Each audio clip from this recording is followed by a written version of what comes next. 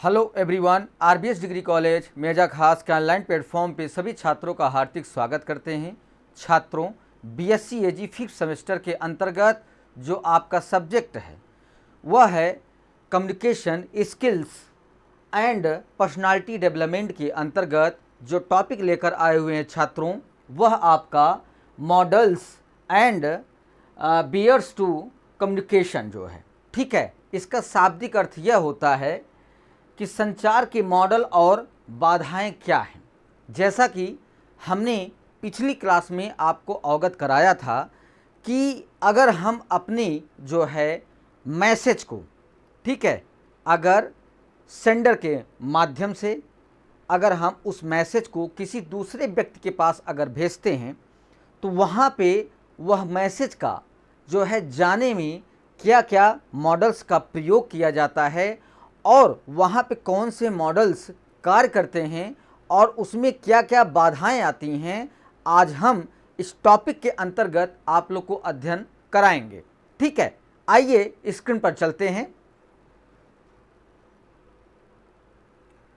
संचार के मॉडल और बाधाएं क्या हैं उसे हम बतला रहे हैं कि संचार जो है सरल शब्दों में विचारों, सूचनाओं और भावनाओं को एक व्यक्ति से दूसरे व्यक्ति तक पहुंचाने की प्रक्रिया होती है छात्रों। फिर उसके बाद प्रभावी संचार के लिए यह समझना जरूरी है कि यह कैसे काम करता है और इसमें क्या चुनौतियां आ सकती हैं। आपको संचार के मॉडल और बाधाओं में हम अच्छे तरीके से आपको बतलाएंगे, क्योंकि अगर हम अपने विचारों को, भावनाओं को अगर किसी मैसेज के माध्यम से हम किसी दूसरे व्यक्ति के पास अगर भेजते हैं तो अगर वह उस क्या कहते हैं जो हमने मैसेज उसमें लिखा हुआ है वहाँ पे क्या क्या चीज़ें जो है हमने उस मॉडल में प्रयोग किया है और उसको भेजने में हमारी क्या समस्याएं आ रही हैं, वह सारी चीज़ें आपके संचार के माध्यम से ही अवगत किया जा सकता है। क्योंकि संचार एक ऐसी प्रक्रिया है जिसे हम अगर सामने वाले व्यक्ति को अगर हम देख भी नहीं रहे हैं, उसे पहचान भी नहीं रहे हैं, मगर उसे इतना जानते हैं कि यह व्यक्ति से हम कभी मुलाकात हमारी हुई है, तो अगर हुई है, अगर वह हमारे मैसेज का प्रश्न का उत्तर सही से अगर दिया है तो ये हम मानेंगे जो है वह हमें पहचान रहा है। तो यहाँ पर वह व्यक्ति जो मैसेज भेजा है वह समझ लेता है कि यह व्यक्ति हमारे परिचय का है, हमारा या तो कोई दोस्त है या कोई जो है भाई है। तो ये चीज़ें आपको मैसेज भेजने और मैसेज प्राप्त करने पर ही आपको पता चल सकता है। फिर उसके बाद संचार के मॉडल क्या क्या हैं उसे हम बतला रहे हैं आपको कि संचार के मॉडल वे ढांचे हैं जो संचार प्रक्रिया के विभिन्न तत्वों को दर्शाते हैं और वे एक दूसरे के साथ कैसे बातचीत करते हैं, आपको संचार के मॉडल के द्वारा ही हम आपको अवगत करा रहे हैं, अध्ययन करा रहे हैं। तो पहले इसमें जो है जो मॉडल्स आता है वह पहला है रैखिक मॉडल जो है लाइनर्स मॉडल। ठीक है, तो यहाँ पे यह संचार का सबसे सरल मॉडल है जिसे अक्सर प्रेषक संदेश प्राप्तकर्ता मॉडल के रूप में जाना जाता है। ठीक है, फिर उसके बाद इसमें संचार एक सीधी रेखा में एक तरफा होता है। इसमें प्राप्तकर्ता की प्रतिक्रिया, फीडबैक या संचार के माहौल पर बहुत कम ध्यान दिया जाता है। ठीक है, तो मतलब कहने का अर्थ ये है कि जो हमारा रेखी मॉडल है छात्रों, वह एक जो है सरल जो है लाइनिंग में लिखा हुआ है, सरल रेखा सीधी रेखा में लिखा हुआ है, तो उसे हम अच्छे से अध्ययन करके उस मैसेज का अच्छे से उत्तर हम दूसरे व्यक्ति को प्रदान कर सकते हैं जिन्होंने मैसेज भेजा है। फिर उसके बाद इसके जो मुख्य तत्व हैं उसे हम बतला रहे हैं।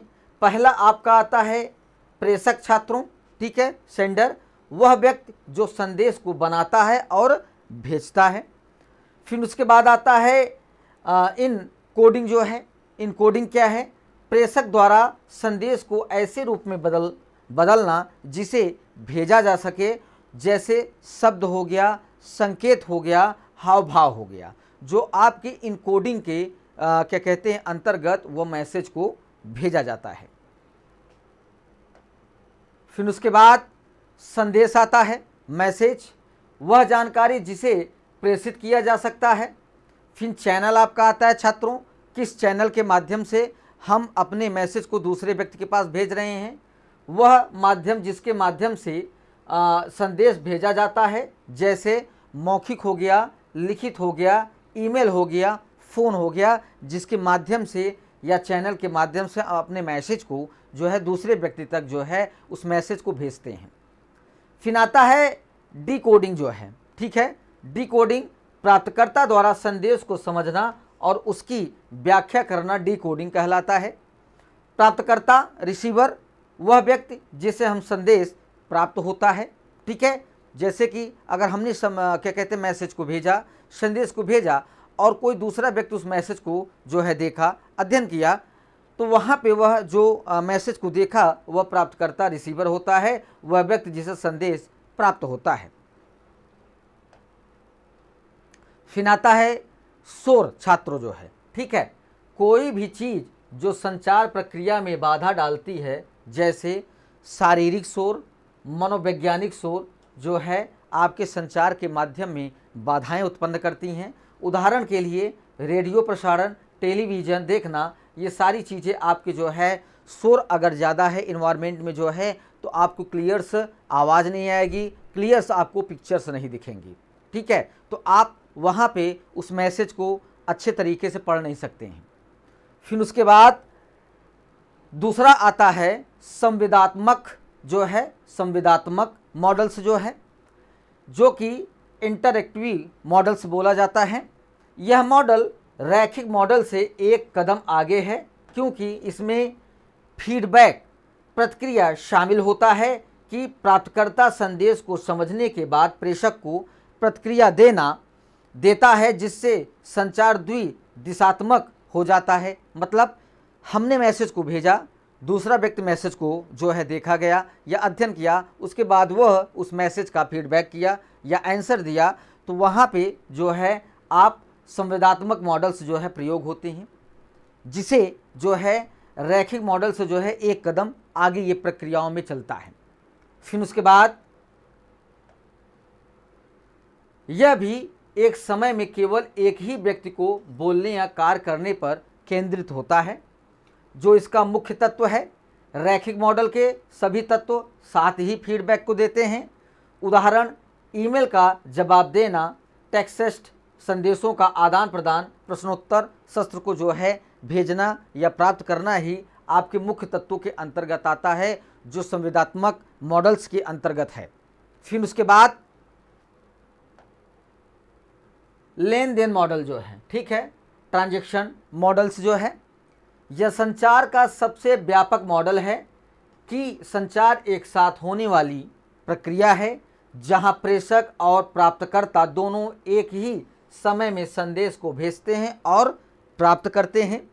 इसमें संचार के संदर्भ, कंटेक्स्ट और माहौल, इन्वायरमेंटल की भी जो है महत्वपूर्ण भूमिका होती है कि संचार एक गतिशील प्रक्रिया है, जहां लोग लगातार अपनी भूमिकाएं बदलते रहते हैं और परिवर्तित करते रहते हैं, जो कि आपके संचार के द्वारा ही ये सारी चीज़ें संभव हो सकती हैं छात्रों। फिर उसके बाद मुख्य तत्व इसका आता है, ठीक है, सभी पक्ष एक साथ प्रेषक और प्राप्तकर्ता दोनों के रूप में कार्य करते हैं। साझा अनुभव, संचार में शामिल व्यक्तियों के पूर्व अनुभव और पृष्ठभूमि को फीडबैक के माध्यम से उसे अध्ययन करते हैं या देखते हैं। संदर्भ माहौल जो है वह स्थिति जिसमें संचार होता है, जिसमें शारीरिक, सामाजिक, मनोवैज्ञानिक और सांस्कृतिक कारक को जो है शामिल किया जाता है। फिर उसके बाद इसका उदाहरण हम आपको बतला रहे हैं कि आमने सामने बातचीत, समूह चर्चा या बहस जो आपके संचार के मॉडल्स को जो है प्रदर्शित करता है कि वह व्यक्ति हमारे मैसेज को किस तरीके, किस मॉडल्स में हमारे पास भेजा है और हमने उसका उत्तर किस तरीके दिया है। जो है वो आपके जो है संचार के मॉडल्स के द्वारा ही आप उसे अच्छे तरीके से अध्ययन और जानकारी कर सकते हैं। फिर उसके बाद आता है छात्रों, संचार में बाधाएं क्या क्या आती हैं। ठीक है, तो संचार में बाधाएं वे कारक हैं जो संदेश को प्रेषक से प्राप्तकर्ता तक स्पष्ट और प्रभावी ढंग से पहुंचाने से रोकते या बाधित करते हैं। इन बाधाओं को समझना और उन्हें दूर करना प्रभावी संचार के लिए बहुत ही महत्वपूर्ण होता है छात्रों। जो कि भौतिक और पर्यावरणीय बाधाएं होती हैं, उसे हम बतला रहे हैं कि ये वे बाधाएं हैं जो भौतिक वातावरण से संबंधित होती हैं। शोर, तेज संगीत, ट्रैफिक का शोर या बहुत सारे लोगों की बातें ही जो है आपके संचार के क्या कहते हैं संदेशों को भेजने में बाधाएं उत्पन्न करती हैं। दूरी, डिस्टेंस, प्रेषक और प्राप्तकर्ता के बीच अधिक दूरी जिससे संदेश को सुनना या समझना मुश्किल हो जाता है। ये भी सारी चीज़ें संचार के बाधाओं के अंतर्गत आता है।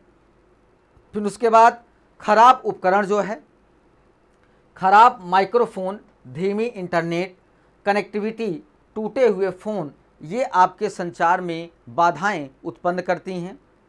खराब रोशनी और दृश्यता, विशेष रूप से गैर मौखिक संचार में जैसे शरीर की भाषा या चेहरे के भावों को समझने में कई जो है बाधाएं संचार में उत्पन्न होकर आती हैं। फिर भाषाई और शब्दार्थ बाधाएं जो है, ये बाधाएं भाषा और शब्दों के अर्थ से संबंधित होती हैं। विभिन्न भाषाएं, जब प्रेषक प्राप्तकर्ता अलग अलग भाषाएं बोलते हैं तब संचार में दिक्कतें आती हैं, बाधाएं आती हैं। जटिल और तकनीकी शब्दावली का प्रयोग, ऐसे शब्दों का प्रयोग करना चाहिए जिसमें प्राप्तकर्ता न समझ पाए, तो वहाँ पे भी जो है संचार की जो है बाधाएं उत्पन्न होती हैं कि आपके संदेश को, मैसेज को वह सही तरीके से नहीं समझ पाया और वो साझा भी नहीं कर पाया। जो है संदिग्ध या अस्पष्ट शब्द जो है, ऐसे शब्द जिनके कई अर्थ हो सकते हैं, जिसे गलतफहमी भी जो है पैदा होती है, तब भी आपके संचार में बाधाएं उत्पन्न होती हैं। खराब व्याकरण या वाक्य विन्यास जो है, गलत वाक्य संरचना या व्याकरण से संदेश का अर्थ बदल सकता है। फिर आता है मनोवैज्ञानिक बाधाएं क्या होती हैं। ठीक है, ये बाधाएं व्यक्ति की मानसिक स्थिति, भावनाओं और दृष्टिकोण से संबंधित होती है। आप भी बहुत अच्छे तरीके से समझते हैं छात्रों कि जब हम कहीं कुछ समस्याओं से घिरे रहते हैं तो वहाँ पे जो हमारा मस्तिष्क है वह सही तरीके से जो है प्रश्नों का उत्तर नहीं दे पाता है और वहाँ पे कई जो है मानसिक स्थितियाँ भी जो है अच्छे तरीके से कार्य नहीं कर पाती हैं, जिससे हम सही उत्तर का गलत या गलत प्रश्नों का सही उत्तर उत्पन्न करके नहीं दे पाते हैं, वहाँ गलतफहमियाँ उत्पन्न हो जाती हैं। फिर धारणाएं और पूर्वाग्रह जो है, लोगों के पूर्व काल्पनिक विचार या पक्षपात जो उन्हें संदेश को निष्पक्ष रूप से समझने से रोकता है। भावनाएं, तनाव, गुस्सा, चिंता, अत्यधिक खुशी जो व्यक्ति को सुनने या समझने की क्षमता को प्रभावित कर सकती है।